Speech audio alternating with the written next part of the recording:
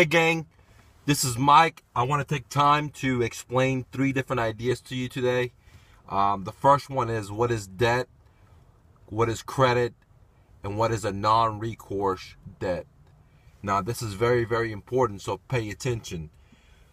1, credit is lenders giving you X amount of money that you could use, okay? But it does not mean that you actually use the money. It's just credit. It's just there for you to be able to tap into it whenever you want, but you haven't actually tapped into it. So credit is an amount of money that a lender is willing to lend you, but you haven't tapped into it, but the money's there if you ever want it. Okay? Now, let's talk about 2, debt. A debt is money that you already used from a lender. Okay? So again, a debt is a credit that used to be there that you used it, now is debt. And now debt breaks down to 2 parts, as Rich Dad Poor Dad said. Part number 1 is bad debt. A bad debt is anything that's depreciating asset. For example, shoes, cars, refrigerator, furniture, beds, things of that nature are depreciating assets. So if you're using debt to get that, then it may not be a great idea. Just depends on your personal life goals. The other part about debt is good debt.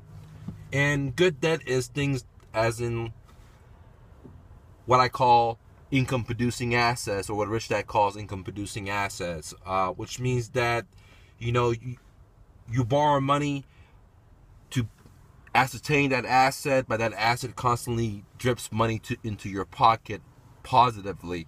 Some examples of that is real estate, businesses, royalties like CDs, any kind of patents, things of that nature, so on and so on, or income producing websites that constantly generate your money without you being there, or you can even be there, so whatever.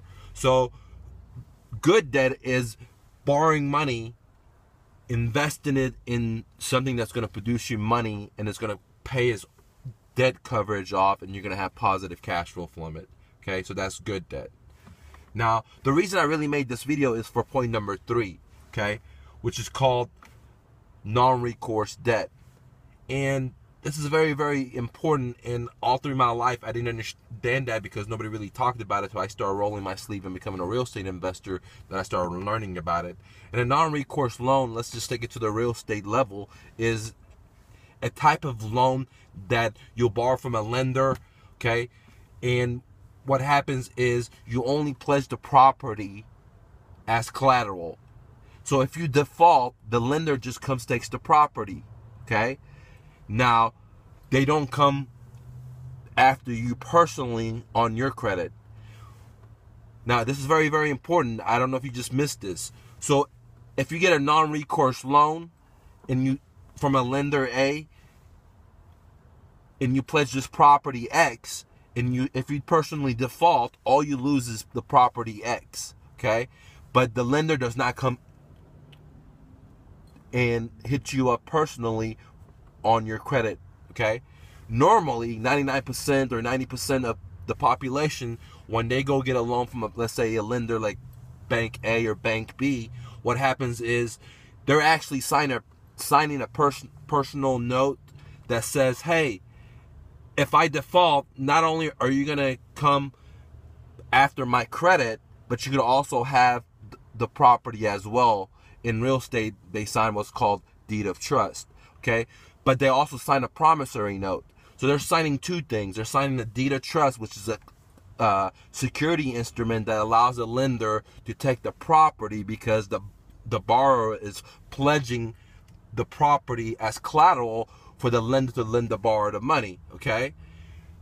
But at the same time, they're also signing a promissory note that says, hey, Mr. Lender, not only are you going to take the property, but more importantly, if I don't make the payments, you could also come and attack me and sue me personally and ruin my credit personally, and actually sue me and for the differences.